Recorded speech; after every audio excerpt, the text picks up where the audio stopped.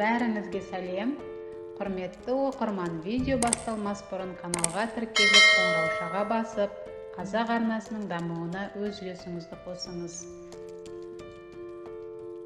Болған оқиға. Пойызда келемін. Жанымда отырған 40-тар шамасындағы жолаушы әйелдің көз жасы тыйылар емес. Солқ-солқ етіп, шарасыз кейіпте жылай берді. Бірер уақыт өткен соң сәл басылды. Сөйтіп, жанында отырған бір-біріне мүлде бейтаныс үшеумізге қарап былай деді. Бейтаныс бауырларым, жер бетіндегі өзге тірі жан білмейтін сырымды сіздерге айтпасам, ішім күйіп өртеніп барады. Әлбетте, десіп бас шұлғыдық. Күйеуіммен жараспай ажырасып, төркініме қайта келдім, деп бастады ол сонда әңгімесін. Әкем де, шешем де жанымда болды. Сөйтіп күйеуімнен бір балам бар, төртеуіміз тұра бастадық. Жұмыстың қиындығынан ба білмедім. Әйтеуір қабағым бір ашылмайтын. Кәрі әке-шешем бар тәттіні аузыма тосып отырғанда да, әкем қақырынып қалса, жақтырмай, алдымдағы тамақты итеріп, төгіп жіберетінмін. Анам сол кезде қарғамай дейтінде, төгілген тамақты үнсіз жинап алатын. Анам да, әкем де қартайған. Жүріс-тұрыстары қиындай бастаған шақта, тіпті қарттар үйіне тапсырып тастасам ба екен деп те ойланып жүрдім. Өйткені қатты шаршап келгенде өзіммен өзім болып, рахаттанып демалғым келетін. Олар үйге бір кіріп, бір шығып, тым-тынымсызданып кетті. Астанада жақсы қызметке орналасып, су жаңа джип алдым. Сол джипке әке-шешемді мінгізгім келмей, оларды барар жеріне автобуспен жүргізіп қоятынмын. Мына өмірге ме, қоғамға ма білмедім. Әйтеуір кеудемде бір өшпес өшпенділік болды. Бәрін жек көрдім. Бәрінен баз кештім. Туған бауырыммен сыйыспай, ата-анамды сол бауырымның отбасымен араластырмадым. Анама да, әкеме де дауыс көтеріп, бұйыра сөйлеу күнделікті дағдыма айналды. Кеше аяқ астынан анам жүрегі ұстап құлап қалды. Мен жұмыста едім.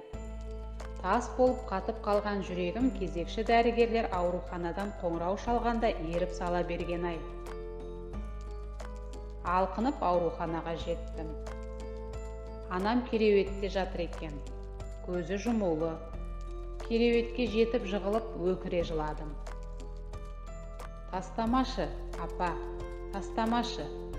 Мені кешірші. Кешірші мені. Мен қазір-ақ бауырыма қоңырау шаламын. Бауырыммен татуласамын. Барлық жағдайыңды жасаймын. Тек көзіңді ашшы, деп көз жасымды төге бердім. Анамның саусағы әзер қимылдады. Бірақ дәрігер бұл анамның өміріндегі соңғы минуттары екенін айтып, соңғы сөздеріңді тез айтып қал, деп күбірледі. Апа, мені кешірсең қолымды қысшы, дедім жанұшыра. Бұл сөздерді не үшін айтқанымды білмеймін.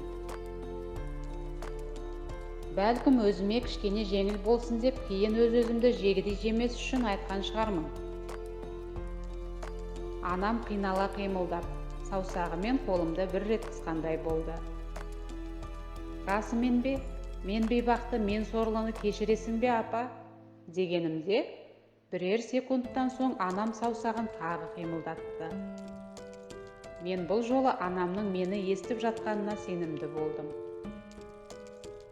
Осыдан кейін бірер секундтан соң анам мәңгілік сапарына аттанып кетті. Мен ебіл-себіл боп жылап, анамның бетін саусағын сүйе бердім. Бұрын анам тірі кезінде мені бетімнен сүймекші боп ұмтылғанда, бетіндегі әжімдерің бетіме тигенде жеркенем деп сүйгізбейтінмін. Сенесіздер ме? Анам кереуетте жатқанда сондай тәтті болып кетті. Сондай тәтті еді.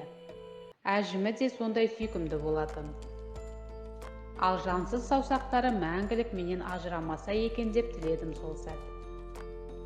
Бірақ бәрі кешеді. Мен ақымақты бір сәтте өзгертіп, тәубесіне келтірген қандай құдірет екенін білмеймін.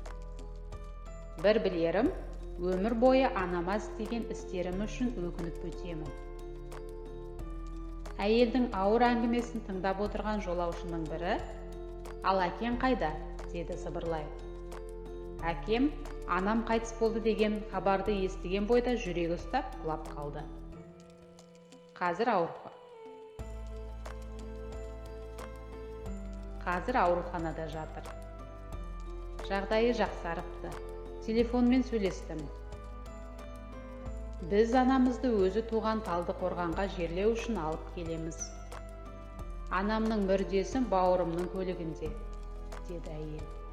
Жүйткіген пойызға жүрдек уақыт ілесіп, әп-сәтте түн түсіп, бәріміз ұйқыға жаттық. Әйел түнімен ауыр күрсініп дөңбекшіп шықты. Таңертең тұрғанда, әйел бір түнде бірден 10 жасқа қартайып, шөгіп кеткендей сезілді. Қолымызды мезгілінен кеш сермеп қалып жүрмейік, бауырлар. Анаңызды жақсы көретініңізді айтып, жиі-жиі құшақтап бетінен сүйіңіз.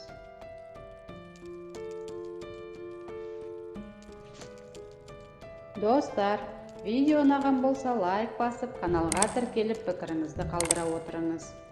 Көңіл бөліп тыңдағаныңызға рахмет. Келесі шығарылым тек сіздер үшін.